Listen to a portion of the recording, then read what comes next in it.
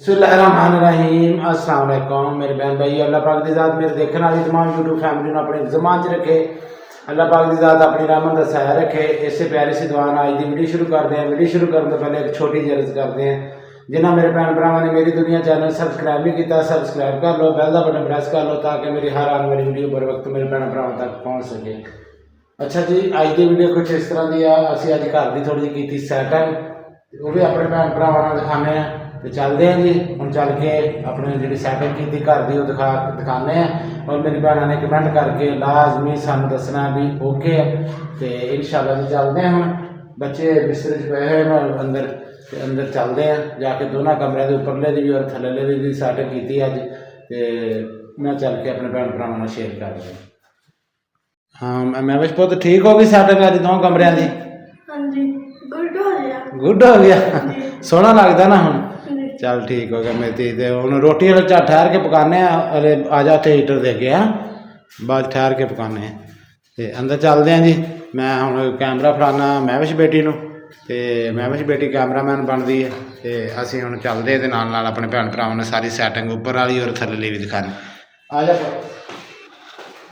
Kitchen असीं आटा महविश बेटी ने घोलिया, ओहदे पास सही तरह पौना दिया करो।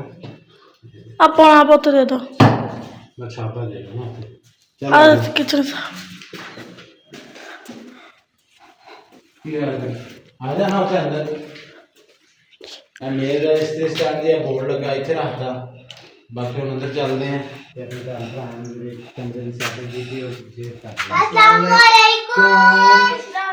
देखो जी असी जी पेटी सी ना साडी असें नीचे वाले कमरे च लै आंदी है।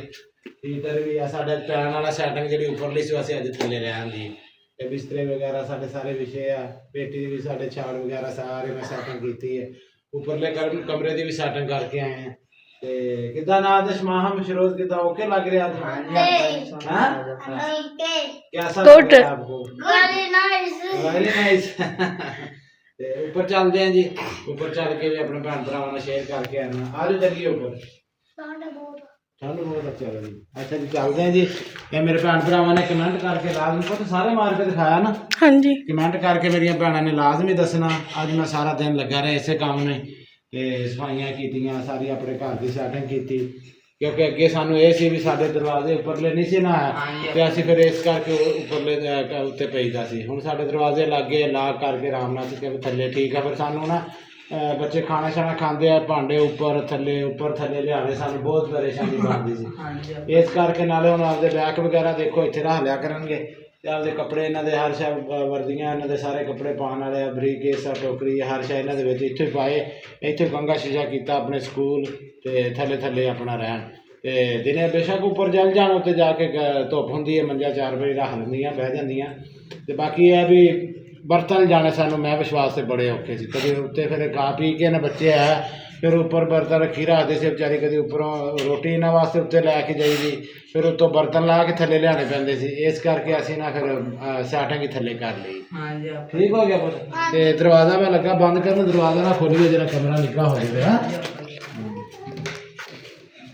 आ जाओ जी ऊपर चलते हैं जी। उपरों मैं दरवाजा वगैरह लॉक करके असीं लाइटां बंद करके असीं ऊपर चलते हैं, लाइटां डालते हैं नाले ऊपर भी हाँ जा मैं लाइटां डाल दें नाले। अब जान माल एक मैं थल्ले रखी गया। हाँ जी, आप ये भी ला दियो सुबह नमाज पढ़नी होती है। थल्ले ला जाएंगे एक मिनट। इधर भी सैटिंग मशीनां दी उपर कपड़े धोने वाली सुकाने वाली कपड़े धोते सी बाहर पाए सी। मैं बेटी ने मैं लिया के इत्थे रखे, फिर इन्हां सवेरे तैयार ला के रखांगे। इस कमरे में असीं लाती है कुंडी हाँ जी, भी कोई 100 भैन भरा ऐसा मेहमान अंदर आराम नाल इत्थे पाउणा। ठीक है जी। मेरी भी बैठा करा आ जाओ। फैसला ने पर रखने हैं। हाँ जी सराने दे असीं ना छाट जाने से छाट गए आ। देखो इन्हां दे कवर दो ये असीं जाने से मैं चलो हले रहन दिंदे ना। ते इत्थे 2-4 पहियां ला के रखे हैं। ते इहदी कमरे दे सैटिंग कीती है। है पर सोफे रखने उत्ते। सोफे भी अल्लाह दूगा पुत लियावांगे इंशाल्लाह रखांगे। सोफे एक बेड ते सोफे बस इस कमरे च सारे थल्ले ना कारपेट लिया के पा देंगे। हफ्ते बाद प्राहुणे कह रहे आने ਹਾਂਜੀ ਉਹ ਇੱਥੇ ਹੀ ਰਹਿਣੇ ਇੱਥੇ ਹੀ ਰਹਿਣਾ ਹੈ। ਜੁੱਤੀ ਬਾਹਰ ਲਾਈ ਹਾਂ, ਤੇ ਇੱਥੇ। ਇਹਦੇ ਸਾਰੇ ਚ ਕਾਰਪੇਟਰ ਪਾ ਲਾਂਗੇ, ਇੱਥੇ ਇੱਕ ਬੈੱਡ ਛੋਟਾ ਤੇ ਉੱਥੇ ਸੋਫਾ ਲਾ ਲਾਂਗੇ ਉਧਰ। ਇਹ ਸੇਫ ਜਿਹੜੀ ਆ ਇਹ ਅਸੀਂ ਥੱਲੇ ਲੈ ਜਾਣੀ, ਅੱਲਾ ਖੈਰ ਕਰੇ। ਤੇ ਆ ਵੇਚਦੀ ਆ, ਉਹ ਖਰਾਬ ਹੀ ਹੋਈ ਪਈ ਆ, ਟੁੱਟੀ ਹੋਈ ਆ ਪਾ ਲਈ। ਅੱਲਾ ਪਾ ਖੈਰ ਕਰੇ ਜੀ। ਬਾਕੀ ਜੀ ਮਗਰਬ ਦੇ ਜਾਣ ਦਾ ਟਾਈਮ ਹੋ ਗਿਆ, ਇਹ ਦੇਖ ਸਕਦੇ ਹਾਂ ਅਸੀਂ ਉੱਪਰਲਾ ਕਮਰਾ ਅੱਜ ਸੈਟਿੰਗ ਕਰਤੀ ਇਹਦੀ, ਥੱਲੇ ਜਾ ਕੇ ਸੁਬਾ ਦੇ ਲੱਗੇ ਹੋਏ ਆ ਸੁਬਹ ਦੇ ਅਸੀਂ। ਲੱਗੇ।